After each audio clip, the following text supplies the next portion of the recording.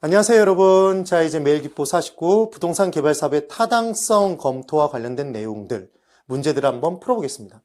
1번, 부동산 개발 사업 시 분석할 내용에 관한 설명으로 틀린 것을 골라보래요. 1번, 민감도 분석이 있습니다. 그럼 민감도 분석은 뭐라고 보시면 되냐면 어떤 요인이 변함에 따라 수년가 등의 변화가 생기는 것, 얼마나 민감하게 반응하는지를 따지는 거예요.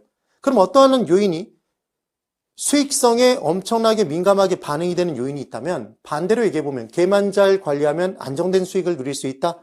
그래서 하는 게 민감도 분석 또는 민감하게 반응하는 정도 감응도 분석이라고 얘기를 하는 겁니다. 그게 민감도 분석이에요. 근데 뭐라고 설명이 나왔냐면 시장에 공급된 부동산이 시장에서 일정 기간 동안 소비되는 비율, 흡수되는 비율을 따진대요. 분양 또는 임대되는 비율을. 얘는 흡수율 분석이죠. 그래서 과거 1년간 그 지역 시장에서 공급된 부동산이 분양 또는 임대된 비율을 따지는 것, 이게 흡수율 분석입니다.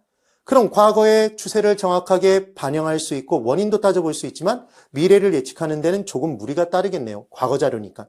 그리고 흡수율 분석을 하는 목적은 과거 추세 분석이 목적이 아니라 미래를 예측하는 게 목적이겠죠. 그래서 지금 얘는 민감도 분석이 아니라 흡수율 분석이어서 1번이 틀린 답입니다. 2번, 시장 분석이 나오면 얘는 시작 분석이었죠, 여러분. 먼저 행해야 된다. 시장은 무엇과 무엇이 만나는 곳? 수요와 공급. 그래서 특정 부동산에 관련된 시장의 수요와 공급 상황을 분석하는 것이다. 맞네요. 이걸 만약에 시장성 분석이라고 하면 X였죠. 시장성이 있다, 없다라고 얘기를 하는 건 분양될 가능성, 임대될 가능성을 따지는 것이었으니까요. 그래서 3번, 시장성 분석은 부동산이 현재나 미래의 시장 상황에서 매매 또는 매매가 분양이잖아요. 매매 또는 임대될 수 있는 가능성을 조사하는 것이다. 5였죠. 그래서 시장 분석과 시장성 분석은 같다 다르다? 다르다였습니다. GCC 타투의 시였어요. 그 다음 4번. 예비적 타당성 분석은 개발 사업으로 예상되는 수입과 비용을 대략적으로 추계해보는 거였죠. 대략적인 수지를 맞춰보는 것. 빡세게 따져보는 거 아니었습니다.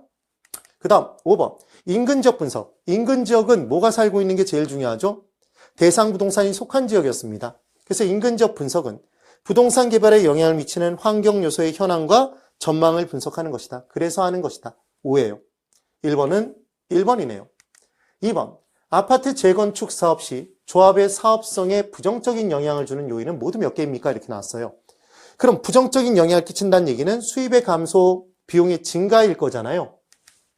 그래서 이제 첫 번째 내용부터 따져보면 재건축 사업 진행할 때 조합의 사업성이 부정적 영향을 끼치는 겁니다. 첫 번째, 건설자재 가격이 상승한대요. 그럼 그만큼 비용이 증가되는 거니까 수익성은 떨어지겠죠. 일반 분양분의 분양가가 상승되면 그만큼 조합원의 부담은 줄어들 거예요.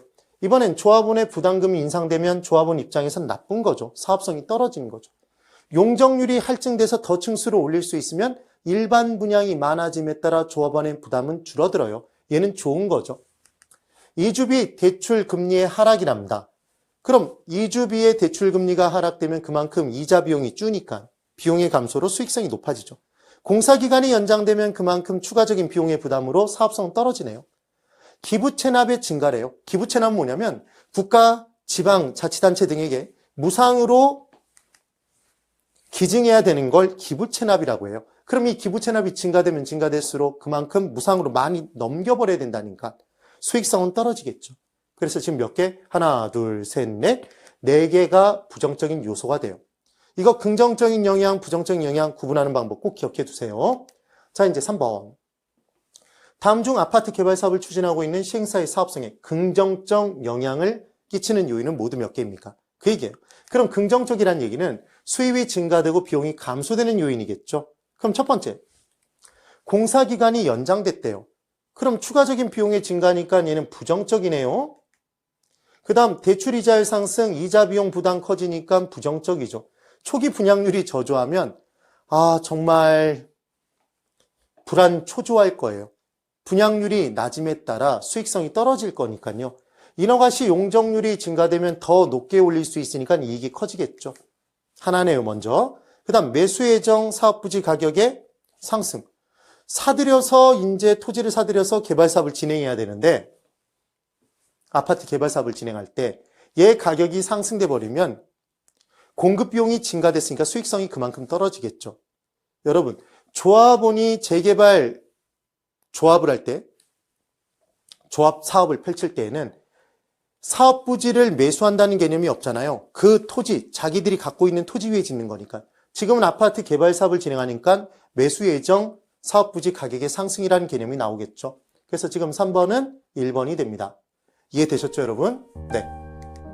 우리의 매일은 반드시 합격으로 돌아옵니다. 대단히 수고 많으셨습니다.